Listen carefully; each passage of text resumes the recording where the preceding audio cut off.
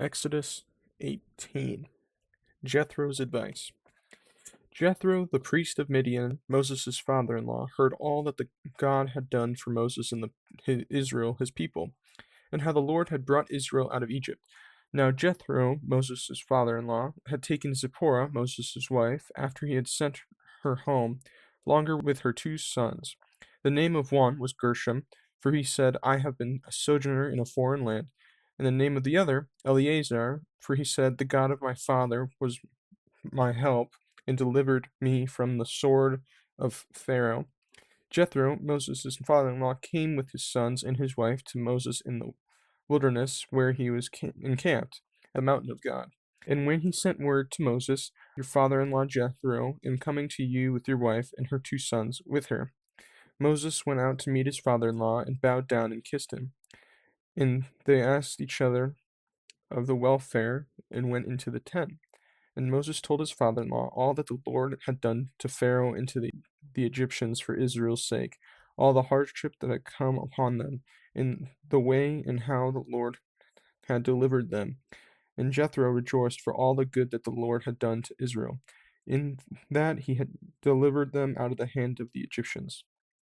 Jethro said, Blessed be the Lord, who has delivered you out of the hand of the Egyptians, and out of the hand of Pharaoh, and has delivered the people from under the hand of the Egyptians.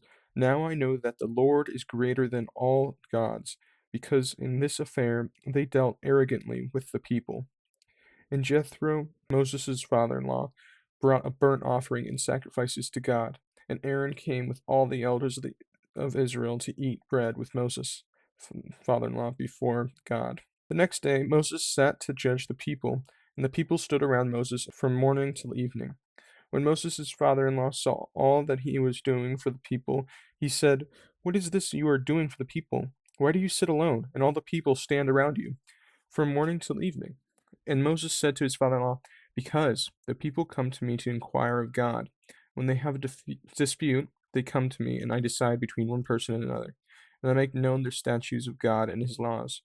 Moses' father-in-law said to him, What you are doing is not good.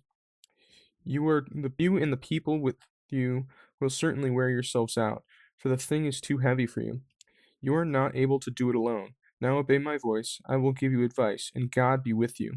You shall represent the people before God and bring their cases to God, and you shall warn them about the statutes and the laws, and make them known the way in which they must walk and what they must do. Moreover, look for able men from all the people, men who fear God, who are trustworthy and hate a bribe, and place such men over the people as chiefs of thousands, of hundreds, of fifties, and of tens, and let them judge the people at all times. Every great matter they shall bring to you, but any small matter they shall decide themselves. So it'll be easier for you, and they will bear the burden with you. If you do this, God will direct you, and you will be able to endure it. And all this people also will go to their places in peace. So Moses listened to the voice of his father-in-law and did all that he had said. Moses chose able men out of all Israel and made them heads over the people, chiefs of thousands, of hundreds, of fifties, and of tens. And they judged the people at all times. Any hard case they brought to Moses, but any small matter they decided themselves. Then Moses let his father-in-law depart, and he went away to his own country. So Jethro heard of what God did, and then he decided to visit Moses with Moses' wife and his kids. And he came in and he saw Moses, and they were catching up and asking how each other was doing.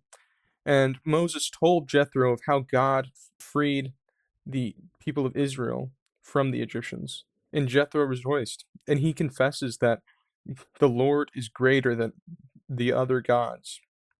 And then Moses helps all the people judge disputes because they come to him with matters that they don't know because they haven't gotten the law yet. And Jethro's like, "Why are you doing it like this? It's too much on you because there's a lot of people." And Jethro says that Moses will wear himself out and that he needs to make clear God's rules. And Jethro also says to make people who fear God and are loyal the chiefs over thousands, hundreds, 50, and tens of men. And He says, "Make the big things, make them come to you, that you may discern, but let them deal with the small things on their own."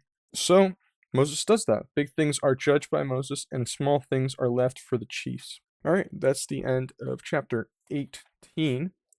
Thank you for watching. Remember, I have a Discord server, so feel free to join and talk more in there. Subscribe, and goodbye.